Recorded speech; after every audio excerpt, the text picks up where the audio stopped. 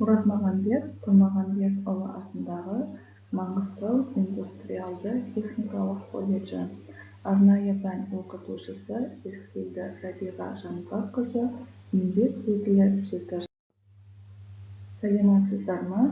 Бүгін метрология және технологиялық бақылау құралдары негіздері пәні бойынша температураны өлшеу аспаптары тақырыбындағы бейне сабақты сіздерге ұсынамын.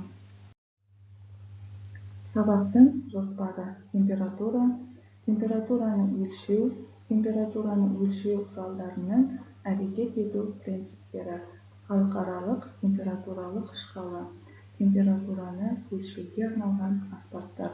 Сабақтың мақсаты студенттерге температураны өлшейтін аспаптардың жұмыс жасау принципін түсіндіріп кету. Температура деген жылулық деңгейін сипаттайтын физикалық шама. Технологиялық үрдістердің барлығы дерлік және заттың түрлі қасиеті температураға тәуелді. Дененің тікелей өлшенетін физикалық қасиеттерінің температураға тәуелділігін негізге алып, температураны тек қана жанама өлшей аламыз.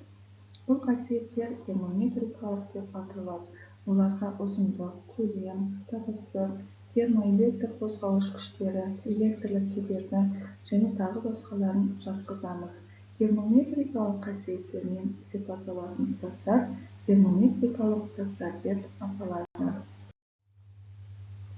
Температураның өлшем бірліктері. Өлшеу бірліктерінде негізгі жылулық шама ретінде температура қабылданған.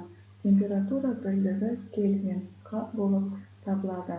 Температура сонымен қатар Цельсий градусымен ұсынылған.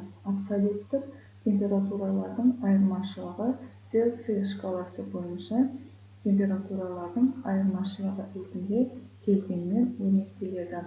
Кельвиннің еселік және еңістік бірліктері жалпы ережелерге сай түзіледі.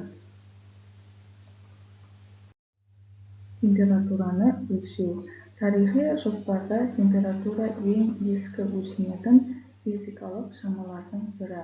Жүздеген жылдар бойы адамзат температураны өлшейді. Температураны өлшеудің алғашқы құралдары 16 ғасырда пайда болды. Оларды ашудың әртүрлі құқығы белгілі итальяндық табиғат зерттеушісі Галилейге тиесілі. Термометрияның дамуына әртүрлі сатыларда 17-19 ғасырларда Фаренгейт, Цельсий, Томсон, Зейбек және тағы басқа белгілі ғалымдар біршама үлес қосты. Соңғы 10 жылдықта эксперименттік зерттеулер тәжірибесінің қажеттіліктері біршама өсті. Температураны өлшеу диапазондары қатты кеңейді. Метрологиялық және эксплуатациялық сипаттамаларға қойылатын талаптар бірден артты. Бір мезетте өлшеу техникасы, микроэлектроника, компьютерлік техника, қолданбалы математика мүмкіндіктері де өсті. Қазіргі уақытта температураны өлшеудің электрлік және электрлік емес әдістері мен құралдары да пайдаланылады. Электрлік емес әдістер, мысалы, әдеттегі сұйықты термометрлермен көрсетіледі. Электрлік әдістер, мысалы, термоэлектрлік түрлендіргіштер негізінде термометрлермен регистраторларда іске асырылған. Температураны өлшеу құралдарының әрекет ету принциптері төмендегі әсерді пайдалану арқылы жүзеге асырылады. Бірінші, термомеханикалық әсерді пайдалану. Қатты денелердің, сұйықтықтар мен газдардың кеңеюінің температураға тәуелділігі термомеханикалық әсер деп аталады. Бұл қатты денелі, сұйықтықты және газды термометрлерді құрудың негізіне қаланған. Екінші, термоэлектрлік әсерді пайдалану. Өткізгіштер мен жартылай өткізгіштердің температурадан электрлік кедергісінің тәуелділігіне кедергі термометрлерінің әрекет ету принципі негізделеді. Үшінші, қыздырылған денелердің сәулеленуін пайдалану. Қатты денелер мен сұйықтықтар, егер олардың температурасы абсолютті нөлден жоғары болса, электромагниттік сәулелену көздері болып табылады. Халықаралық температуралық шкала. Термодинамикалық температураның бірлік эталоны Кельвин. Температуралардың термодинамикалық шкаласын енгізгенге дейін сұйықтықты термометрлер көмегімен іске асырылатын интервалды температуралық шкалалар қолданылған. Фаренгейт, Кельвин, Цельсий. Олардың кемшілігі жұмысшы заттардың қасиеттеріне негізделген термодинамикалық шкаладан сызықтық емес ауытқуы. Барлық талаптарды қанағаттандыратын температураның мәні мен заттардың қандай да бір қасиеттеріне тәуелді емес жүргізілетін температуралық шкаланы 1848 жылы Томсон Лорд Кельвин әзірлеген және термодинамикалық температуралық шкала деп аталады. 1954 жылы өлшемдер мен салмақтар бойынша бас конференция Кельвин градус термодинамикалық температура бірлігін судың үштік нүктесінің термодинамикалық температурасының бөлігі ретінде анықтады. 1967 жылдан бастап термодинамикалық температура бірлігі Кельвин К деп аталады. Температураны өлшейтін аспап термометр. Термометр дененің, заттың, ауаның температурасын өлшеуге арналған аспап. Термометрді ойлап тапқан адам ретінде Галилео Галилейді айтады. Оның өз қолымен жазған еңбектерінде термометрдің нақты сипаттамасы жоқ. Бірақ оның шәкірттері Нелли мен Вивиани Галилейдің 1597 жылы термопроскопқа ұқсас бір нәрсе жасап шығарғанын байқаған. 1657 жылдары Галилейдің термоскопын флоренциялық ғалымдар жетілдірді. Олар аспапқа шкала орнатып, шариктағы және трубкадағы суды алып тастады. Бұл тек сапалық жағынан емес, сандық жағынан денелердің температурасын салыстыруға мүмкіндік береді. Термометрдің түрлері: манометрлік термометрлері, термоэлектрлік түрлендіргіштер, сәулелену пирометрлері, термистор, РТД кедергі термометрі, сұйықтықты термометрлері, газдық термометрлері. Манометрлік термометрлердің жұмыс принципімен танысамыз. Манометрлік термометрлер температураны -160 градустан бастап 600 градус Цельсийға дейінгі диапазонда өлшеуге арналған. Манометрлік термометрлердің әрекет принципі осы заттарды қыздыру немесе салқындату кезінде жабық көлемде орналастырылған сұйықтықтың, газдың немесе бу қысымының өзгеруіне негізделген. Манометр, манометрдің схемасы. Манометрдің термобаллоны. Баллонның ішінде көбінде ауа болады. Осы арқылы температура өлшенеді.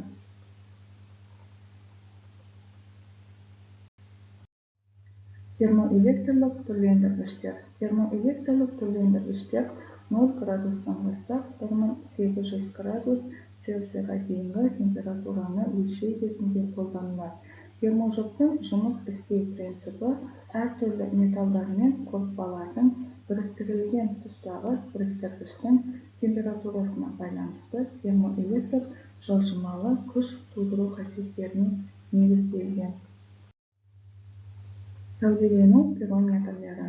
Сәулелену пирометрлері температураны -100 градустан бастап 2500 градус Цельсийға дейінгі диапазонда өлшеуге арналған.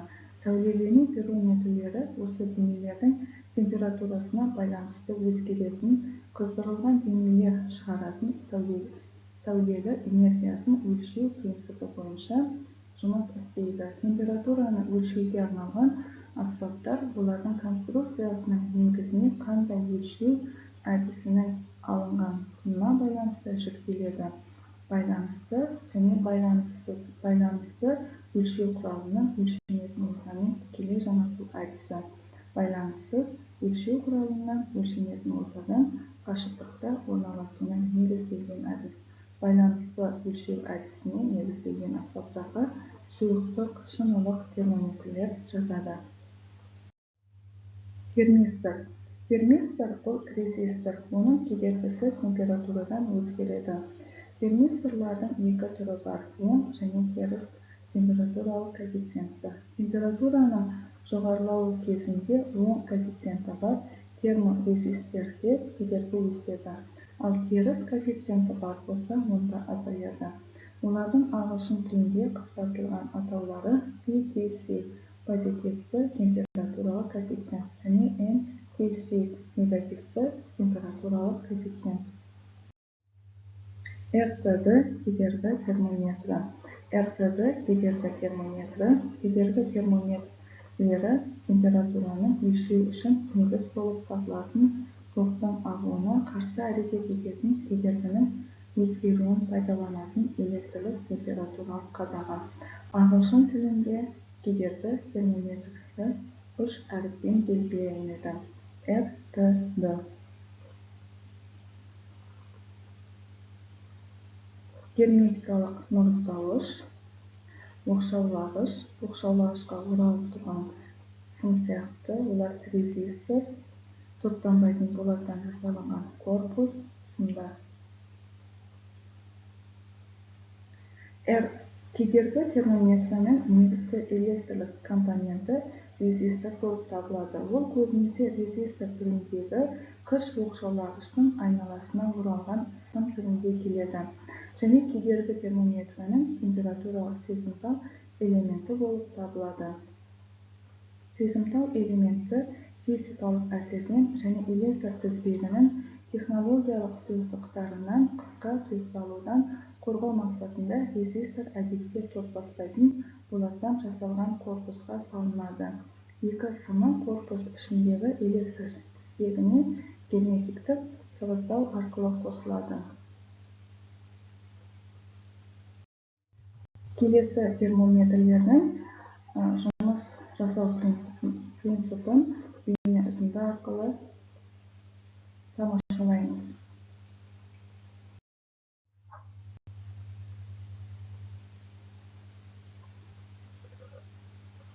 Сұйықтықты термометрдің жұмыс жасау принципімен танысамыз. Кеңінен қолданылатын термометрлердің бірі сұйықтық термометрі. Бұл термометрдің өлшегіш заты қандай да бір сұйықтық болады. Ол спирт, сымақ, су болуы мүмкін.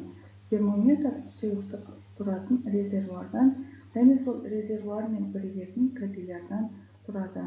Резервуар қызған кезде сұйықтық көлемі ұлғаяды, капиллярда деңгей көтеріледі, ал суығанда сұйықтық қысылып, капилляр деңгейі төмендейді. Қазір термометрдің ішіндегі сұйықтық боялынған спирт. Спирт минус 117 градусқа дейін қатады. Сондықтан спиртті термометр арқылы төмен дәрежедегі температураны өлшеуге болады. Қазіргі уақытта термометрдің нөлдік шкаласы ортақ деңгейді көрсетіп тұр. Сондықтан 0-ден минус 50-ге дейін төмен дәрежені анықтауға болады. Ал 0-ден 50-ге дейін жоғары дәрежені анықтауға болады. Термометр орналасқан бөлменің температурасы 19 градус болып тұр. Келесі термометрдің тағы бір түрі газды термометр. Ол басқаларына қарағанда дәлірек. Оны көбінесе метрологияда қолданылады. Оның өлшегіш заты газ болады. Сутек, азот, гелий сияқты газдар қолданылады. Газбен баллонды толтырады. Баллон манометрмен байланысқан болады. Баллонды қыздырған кезде баллон ішіндегі қысым көтеріледі, ал температура төмендегенде газ қысымы төмендеп қысылады. Мұның бәрі манометрде көрініп тұрады. Қазір газдық термометрдің жұмыс жасау принципімен танысамыз. Металды баллонша бар. Бірінші металды баллонша оң жақтағы манометрмен байланысқан. Екінші металды баллонша сол жақтағы манометрмен байланысқан. Баллоншалардың ішінде ауа болады. Баллоншалар су және еріген мұзбен араласқан ыдыста орналасқан. Су және еріген мұздың температурасы 0 градус болғандықтан манометрдің көрсеткіші де 0 градусты көрсетіп тұр.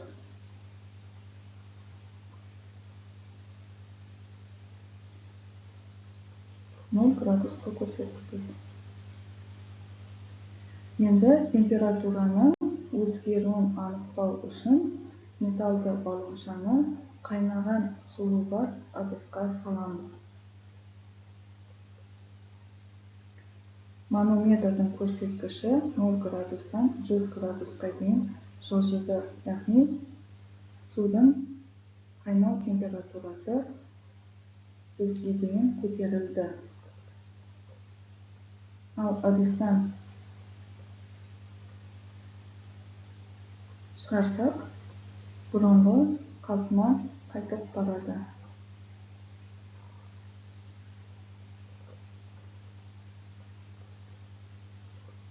Баллоншаның ішіндегі ауа бұрынғы қалпына қайтып келеді, ал қайта салсақ 100 градусқа дейін қайта көтеріледі. Судың қайнау температурасын анықтадық. Енді сол жақтағы ыдыста сұйытылған азот көпіршіктеніп қайнау үстінде. Ал манометрдің көрсеткіші 0 градусты көрсетіп тұр. Өйткені баллонша су және еріген мұзы бар ыдыста орналасқан. Сол баллоншаны азоты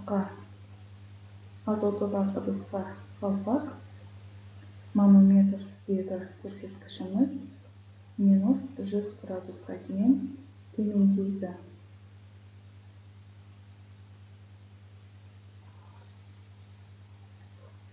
Ал шығарсақ 0 градусқа дейін барады. Баллоншаның ішіндегі ауа жылып, өзінің бұрынғы қалпына қайтып барады. Өйткені сұйытылған азоттың қайнау температурасы -196, -200 градусқа дейін барады. Сондықтан баллоншаның ішіндегі ауа қысымы күрт төмендеп кетеді.